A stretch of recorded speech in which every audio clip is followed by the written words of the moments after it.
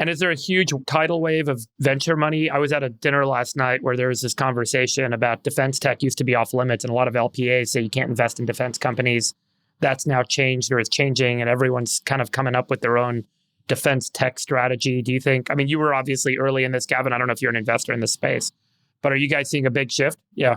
I obviously, listen, there's only been 9 unicorns, I think, still at this point, and I started 3 of them and invested in 3 of them in the first round. So I'm obviously pretty involved in the space. And I think, listen, it helps me if there's more money for my companies, which is really great. Right. I think there's probably the right answer for the US. It's not going to be like 1,000 businesses or 100 businesses. It's going to be like 7 to 10 new primes. One of them's obviously Anduril. I think one is probably Saronic and Everest. We'll see. But like, there's going to be 7 to 10 new primes, and that's what's going to be. So there's going to be a lot of zeros and a lot of bad investments. But yes, these 7 to 10 new primes are going to be huge. And if you can get access to them, you're going to do really well.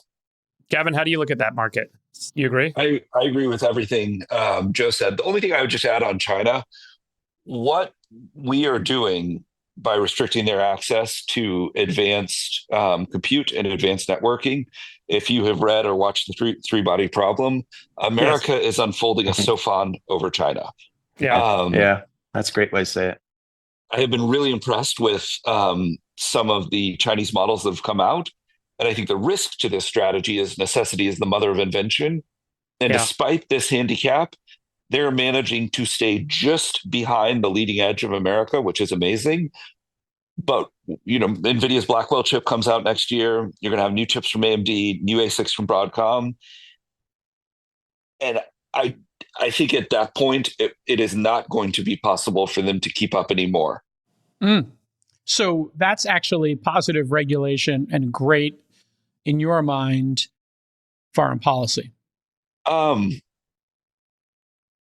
It is very aggressive foreign policy. Yeah.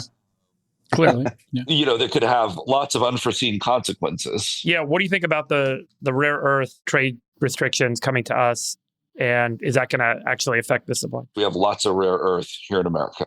In America, we have everything in America. Yeah. And I think there's a project underway to restart rare earth production.